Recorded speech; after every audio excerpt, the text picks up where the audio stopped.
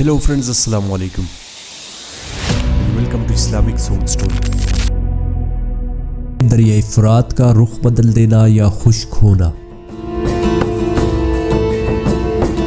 حق اور باطل کے درمیان آخری خونریز جنگ۔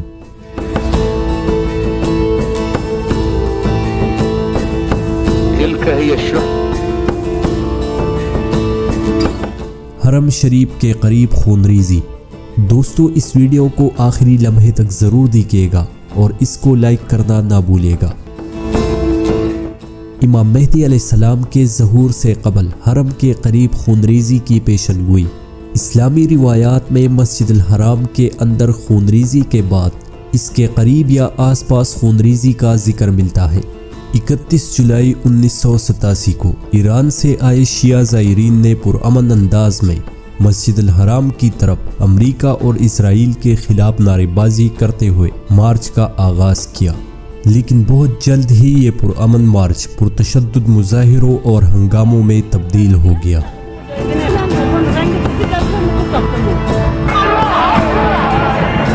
نعرے بازی اور شدید پتھراؤ کے بعد فائرنگ کا آغاز ہوا اور نتیجتاً 275 ایرانی، 85 سعودی اور مختلف ممالک سے آئے 42 حجاج شہید ہو گئے۔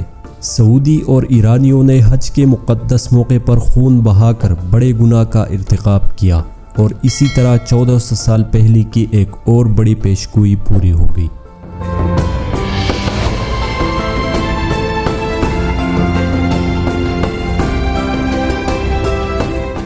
دریائے فرات مشرق وسطی کا ایک طویل دریا جو ترکی، شام، عراق سے بہتا ہوا دریائے دجلہ کے ساتھ مل کر شط العرب اور پھر خلیج عرب میں جا گرتا ہے۔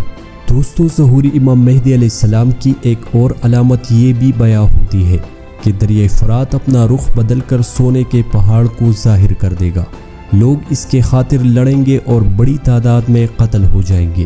نبی کریم صلی اللہ علیہ وآلہ وسلم نے فرمایا کہ جو بھی اس موقع پر موجود ہو اس مال کو لینے سے محتاط رہے، کیونکہ وہ فتنے میں مبتلا ہو جائے گا۔ حضرت ابو ہریرہ رضی اللہ تعالیٰ عنہ فرماتے ہیں کہ قیامت اس وقت تک قائم نہیں ہوگی جب تک فرات سے سونے کا پہاڑ ظاہر نہ ہو جائے۔ لوگ اس سونے کو لینے کے لیے جنگ کریں گے اور نتیجے میں 99% لوگ مارے جائیں گے اور ہر شخص یہ توقع کرے گا کہ شاید وہ زندہ بچ جائے گا۔ دریائے فرات کے بارے میں لاتعداد حدیث موجود ہے اور کئی اکابرین کے نزدیک یہاں تعمیر ہوئے لاتعداد بند اور ڈیمز دریا کے بہاؤ کو روکنے کی وجہ بنتے ہیں، جس کی وجہ سے ارد گرد اتنی خشک سالی آ چکی ہے جسے سونے کے پہاڑ سے تشبیہ دی جا سکتی ہے۔ لیکن کئی علماء اور اکابرین اس سے اختلاف رکھتے ہیں۔ ان کے مطابق دریائے فرات سے سونے کا پہاڑ ہی ظاہر ہوگا۔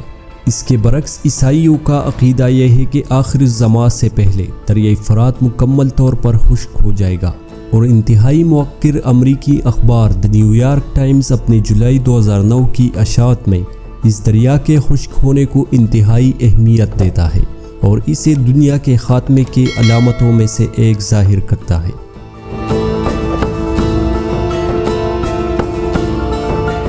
امام مہدی علیہ السلام کا ظہور ایک بڑی جنگ کے بعد ہوگا جسے عیسائی اور یہودی مبلغین تو بار بار اپنی تقاریر، کتابوں اور صحیفوں میں بیان کرتے ہیں، کیونکہ بائبل میں ارمگیڈن یا حق و باطل کے درمیان ایک واضح بڑی لڑائی کا ذکر ہے۔ لیکن بیشتر مسلمان مفکرین اور محدثین مستند حدیث کی کتابوں کی ابتدائی اوا پر تو تحقیق کرتے ہیں جہاں فقہی مسائل کا ذکر ہے، لیکن آخری اوا جہاں خونریز معرکوں اور فتنوں کا تذکرہ ہے انہیں اکثر نظر انداز کر جاتے ہیں، جیسے کہ امام مہدی علیہ السلام کے ظہور سے پہلے ہرمجدون یا ارمگیڈن کا ذکر مختلف ناموں یعنی الملحمۃ الکبریٰ یا الملحمۃ العظمیٰ کے نام سے ملتا ہے۔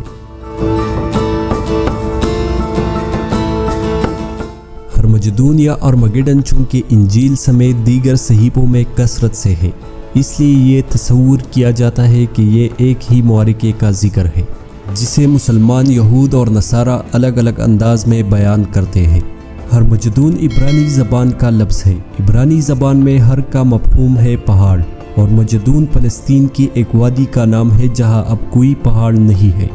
مستقبل کی بڑی جنگ کا میدان یہی بیان ہوتا ہے، جو کہ شمال میں مجیدو سے لے کر جنوب میں ایدان تک 200 میل تک پھیلا ہوا ہے۔ دنیا کے عسکری ماہرین اس علاقے کو بھرپور اسٹریٹجک اہمیت کا حامل تصور کرتے ہیں۔ متعدد عیسائی مذہبی پیشوا اس مقام پر حضرت عیسیٰ علیہ السلام کی واپسی اور پھر شیطانی قوتوں سے ان کی جنگ بیان کرتی ہے، جو کہ یروشلم کے قبضے کے لیے ان کے مقابلے پر اترے گی، اور کئی امریکی صدور ہرمجدون یا ارمگیڈن پر اپنے مکمل یقین کے ساتھ اپنی پالیسیاں تشکیل دیتے رہے۔ اور سابق امریکی صدر ریگن نے اپنے صدارتی مہم کے دوران کہا تھا کہ موجودہ نسل ہرمجدون کا معرکہ ضرور دیکھے گی اور یہ کل بھی رہنما ہو سکتا ہے۔ جبکہ یہودیوں کا اس جنگ کے بارے میں نظریہ بالکل مختلف ہے۔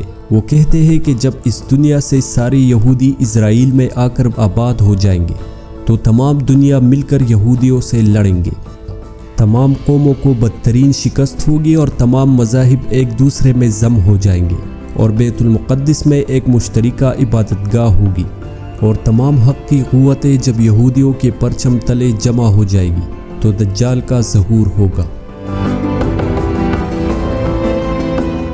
دوستو، آج فلسطین اور مڈل ایسٹ میں جو حالات بن رہے ہیں، کیا اس سے یہ دنیا ہرمجدون یا الملحمۃ الکبریٰ کی طرف نہیں بڑھ رہی؟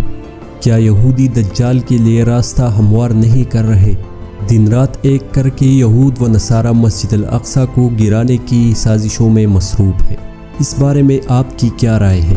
کمنٹ باکس میں اپنے رائے کا اظہار ضرور کیجیے گا۔ اپنے بھائی سعود کو دیجیے اجازت۔ اللہ حافظ۔